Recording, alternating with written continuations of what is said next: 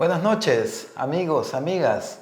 Bienvenidos, bienvenidas nuevamente a este programa de plataforma, este espacio de opinión que nos permite acercarnos, que nos permite dialogar, que nos permite ir comprendiendo otras formas de ver la vida, otras formas de ver la realidad.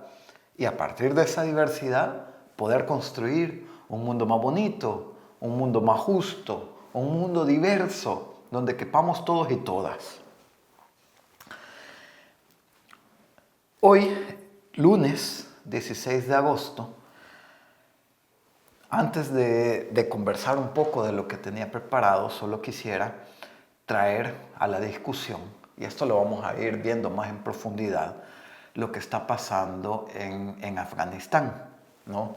Donde estamos viendo, una de las guerras más largas que ha llevado Estados Unidos a través de la invasión que ha venido realizando y que además un pueblo, el pueblo afgano, que viene viviendo en guerras tras guerras, tras guerras, tras conflictos desde hace más de 40 años.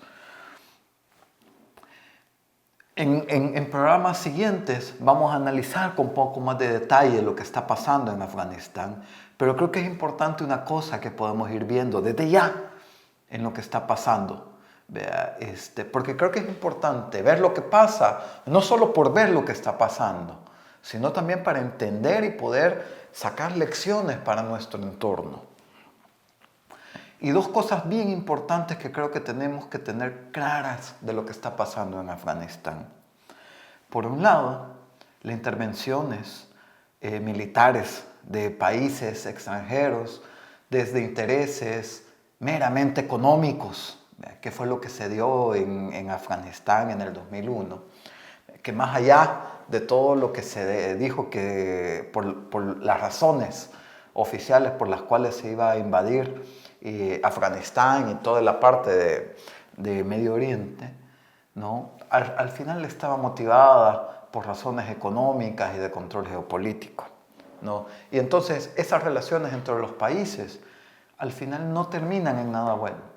Las relaciones entre los países, particularmente los pueblos de los países, debe de ser siempre una relación de respeto, una relación en la que ningún país esté subordinado al otro.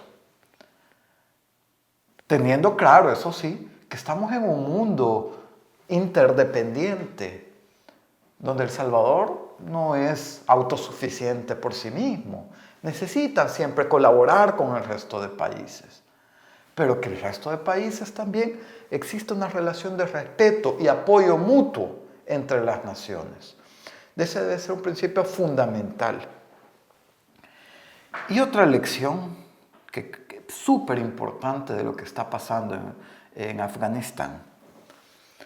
El grupo que ahora o ayer ya entró a la capital, a Kabul, para hacerse el control del país, el control político del país, el grupo talibán, es un grupo que se fortaleció a partir del financiamiento de los Estados Unidos en su combate o en su lucha contra el gobierno apoyado por la Unión Soviética que tenía Afganistán en su momento allá a finales de los 70. Es decir, que este grupo, que ahora, y que desde hace rato ya viene dando este conflicto en Afganistán, ha sido financiado y fue apoyado por los Estados Unidos. Así como el gobierno al que ahora atacan también había sido un gobierno apoyado y financiado por los Estados Unidos. ¿Qué vemos ahí? Un intento de resolver un problema originalmente, por ejemplo, cuando estamos hablando de los 70s, cuando Afganistán tenía un gobierno apoyado por la Unión Soviética, los Estados Unidos deciden resolver ese problema a través del militarismo, a través de las armas, a través del fortalecimiento de instituciones o de grupos armados. Esa apuesta por la fuerza fue la que luego, en los 90, también le dio problemas a los mismos Estados Unidos. Y que de nuevo Estados Unidos ha intentado combatirlo a través del militarismo, a través de las armas, a través de la fuerza, a través de los fusiles, a través de los ataques aéreos, a través de la estructura militar. ¿Y qué ha traído eso? Pues una nueva oleada de conflictos. ¿Qué lección podemos ir sacando de aquí entonces? Este tipo de problemas no se resuelven con armas, no se resuelven con fusiles, no se resuelven con el militarismo. Los problemas estructurales de violencia necesitan abordajes integrales para resolverse. No son meramente problemas que tienen que ver con lo que vemos encima. Hay causas, hay raíces profundas que están causando esos problemas. Y si no se atacan esas raíces, pues el meter militares, el meter armas, lo que hace es ir escalando cada vez más la violencia y hacerla más grande y más profunda y afectando cada vez a más gente. El militarismo no es la solución a los problemas de violencia, a cualquier problema. El militarismo no es la solución. Eso nos lo está demostrando estos días Afganistán. Bueno, y ahora también aquí en el país, que quisiera que habláramos un poquito. Hoy es 16 de agosto, estamos a 22 días de la entrada en vigencia de la ley Bitcoin, ¿no? Que según los 90 días que plantea la ley, estaría entrando en vigencia el 7 de septiembre, faltan 22 días para eso. Y en 22 días, entonces, empezaría a entrar en vigencia la obligatoriedad de la circulación del Bitcoin.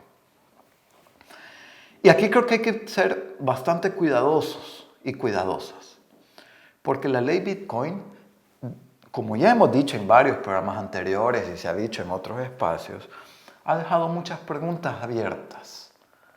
Preguntas que teóricamente deberían de ser respondidas por el reglamento.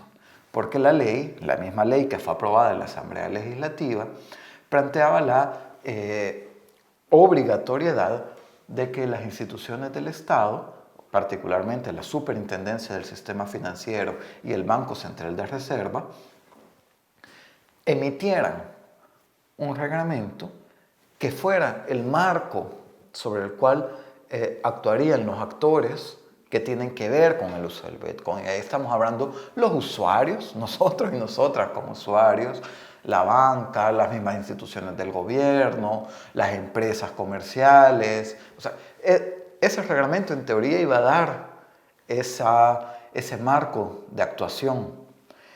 Estamos ya a 22 días de la entrada de vigencia de la ley. Estas instituciones todavía no se han presentado, no han presentado este marco regulatorio, este marco del reglamento de la ley. Por tanto, las preguntas que quedaban abiertas con la aprobación del Bitcoin siguen abiertas.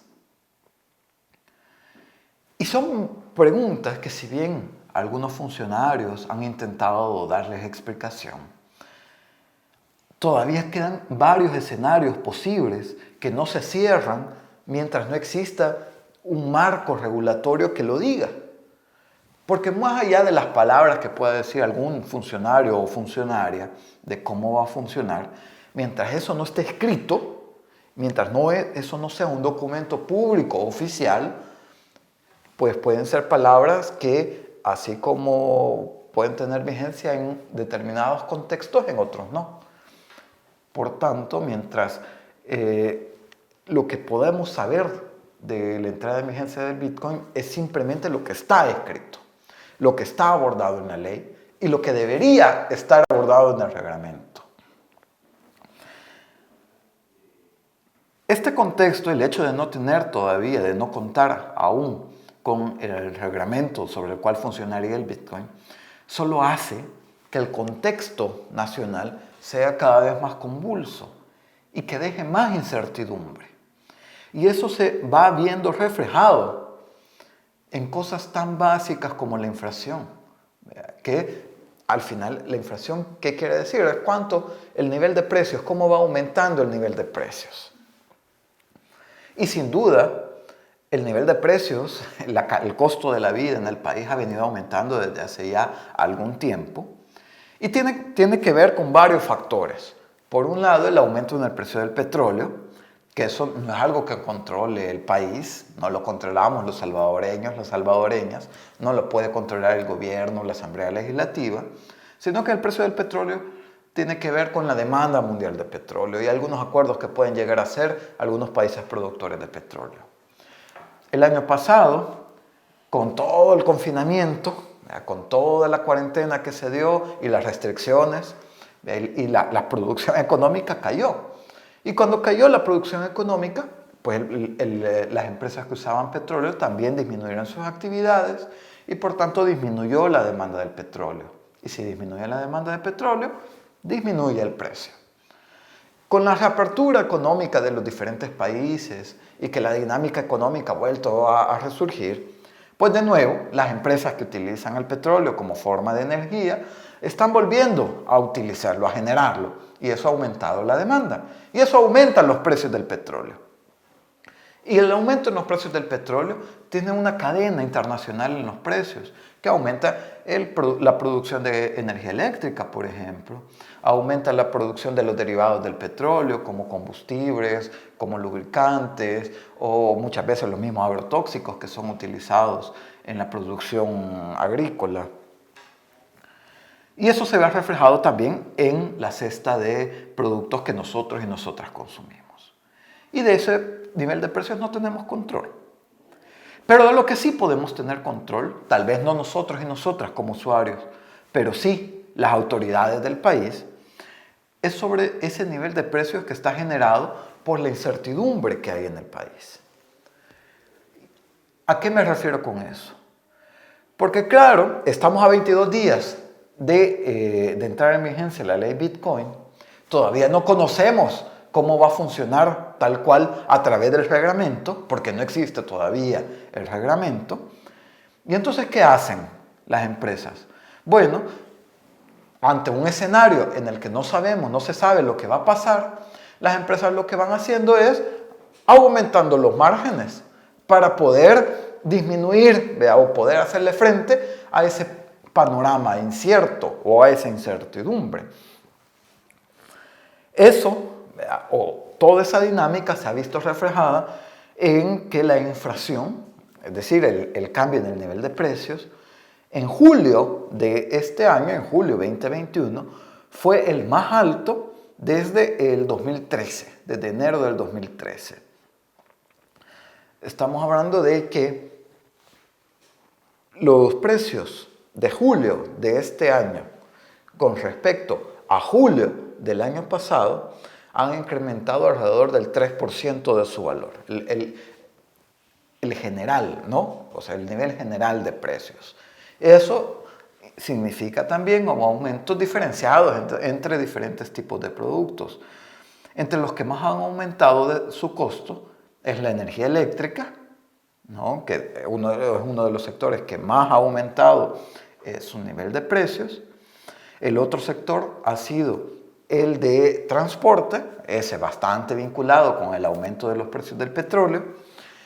Y un tercer sector que también ha aumentado bastante su nivel de precios con respecto a julio del año pasado es el de alimentos y bebidas.